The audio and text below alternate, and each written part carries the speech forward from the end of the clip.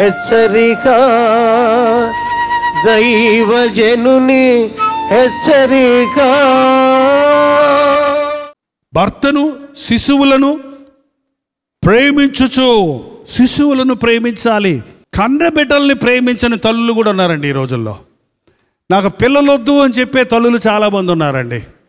ఈ పిల్లని ఎవడు పెంచుతాడు, తీసుకెళ్ళి ఎక్కడన్నా పడే అని ఇసుక్కునే వాళ్ళు ఉన్నారండి. పిల్లల్ని ఆ హాస్టల్లో పెట్టేసి హాయిగా బతుకుదామనుకునే వాళ్ళు ఉన్నారండి. ఎంత జ్ఞానం! నీ బిడ్డలు హాస్టల్లో బతికితే నువ్వు ఉండగా వాళ్ళ బ్రతుకు భవిష్యత్తులో ఎలా ఉంటారు? వాళ్ళు నీ మీద ఏ విధమైన ప్రేమానురాగాలు ఉంటాయా? గమనించి చూడండి. మీ బిడ్డలు మీ ఒళ్ళో పెరిగితే మీ జీవితకాలంతా మిమ్మల్ని హత్తుకొని ఉంటారు. ఈ రోజున బిడ్డల్ని ఎత్తుకోరండి. బిడ్డల్ని ఎత్తుకుంటే మన స్పర్శకి తెలియని ప్రేమ బిడ్డలకి మనకి బంధం కలుగుతుంది. ఆ బంధంలో నువ్వు ఏడిస్తే వాళ్ళు ఏడుస్తారు, వాళ్ళు ఏడిస్తే నువ్వు ఏడుస్తావు. మీ ఇరువురు మధ్య ఆ ఏకత్వం వస్తుంది. కానీ ఈ రోజుల్లో బండ్లో వేయటం అమెరికాలో చేస్తున్నారు, ఇప్పుడు ఇక్కడ కూడా మొదలెట్టారు.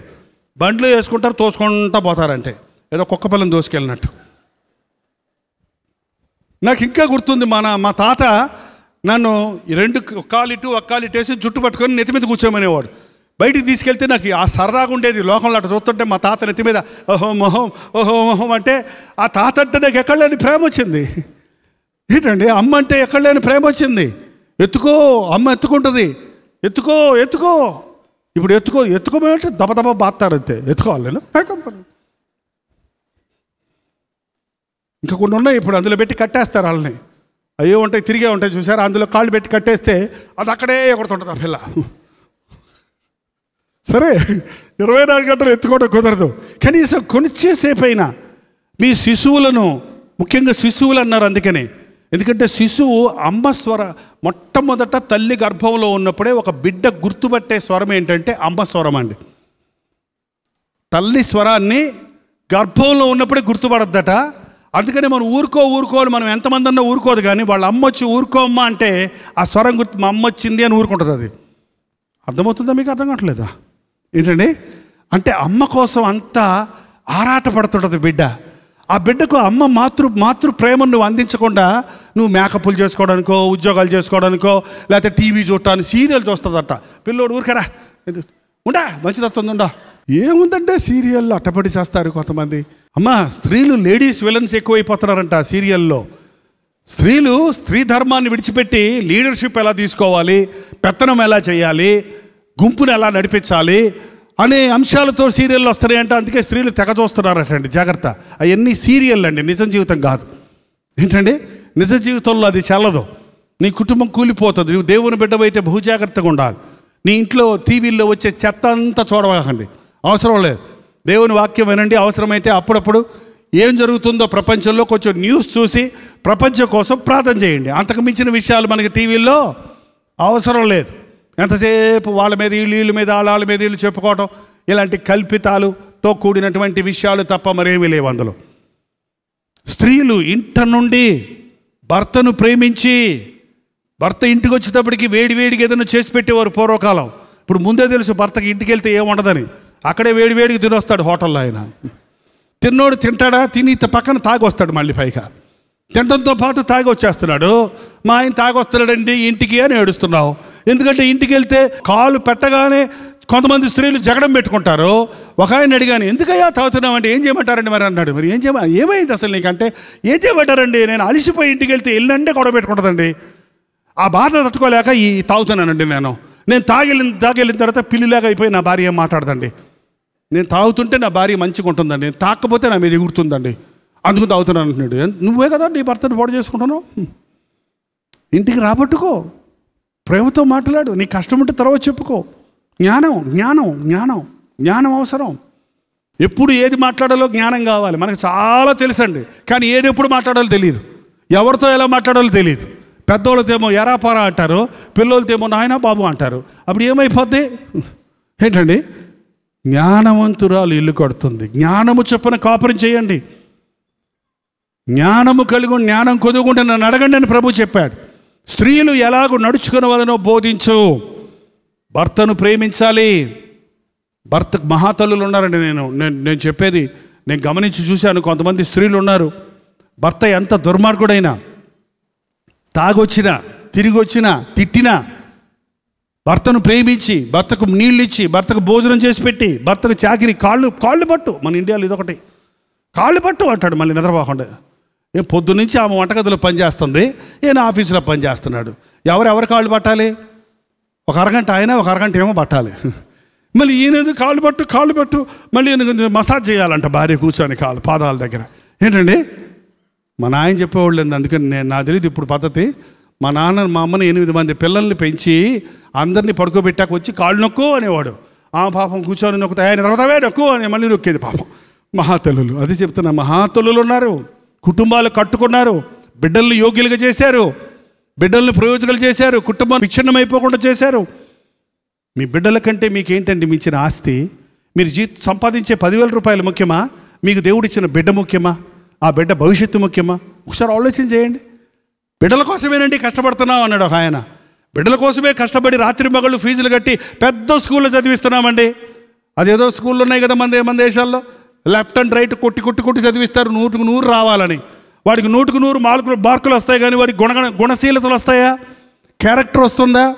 దైవభయం వస్తుందా? దైవజ్ఞానం వస్తుందా? చదువు ఎందుకండి? చదువుతో బతికిపోతాడా మనుషుడు?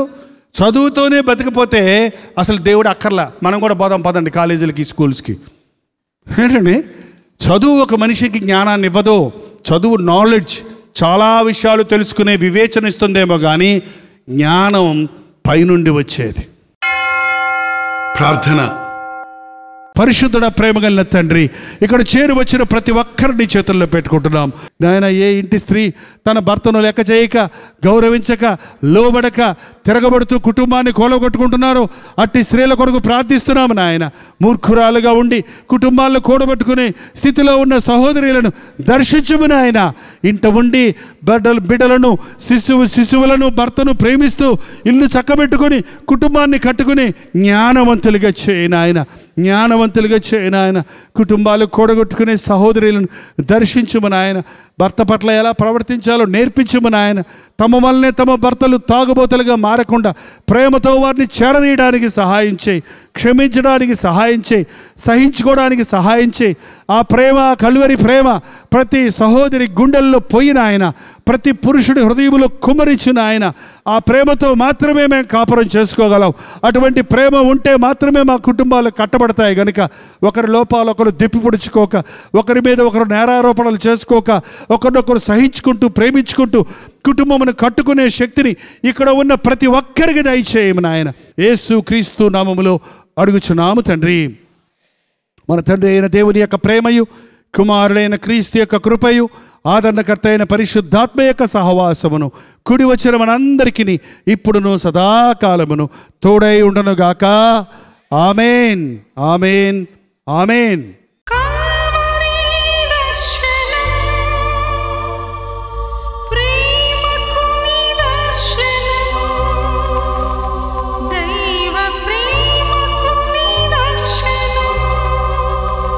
తెలుగు, తమిళ, హిందీ, మలయాళం, బెంగాలీ, ఒరియా అనే 6 భాషల్లో టెలివిజన్ ప్రోగ్రామ్స్ కొనసాగుతూనే ఉన్నాయి.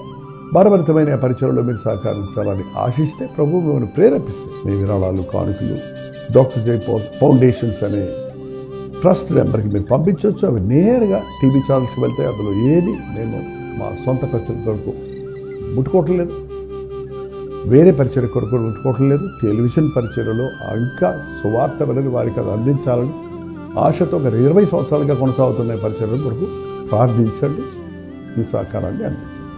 ఈ విషయం మీకు ఇంకా వివరాలు కావాలంటే 89393939 అనే నెంబర్కి మార్నింగ్ 10 నుంచి ఈవినింగ్ 10 లోపల మీరు ఫోన్ చేయండి. వివరాలు గురించి తెలియజేస్తాను.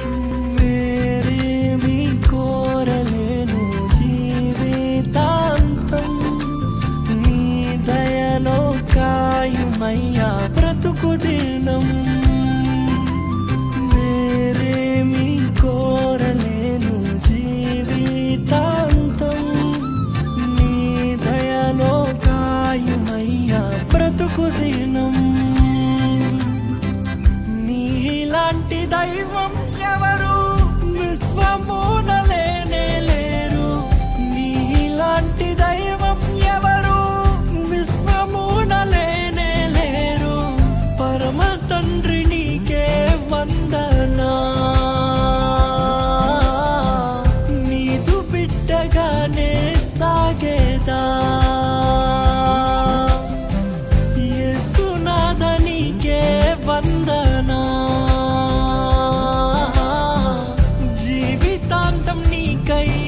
బ్రతికేదా పవిత్రాత్మ నీకే వందనా నిత్యమునే నీతో నడిచేదా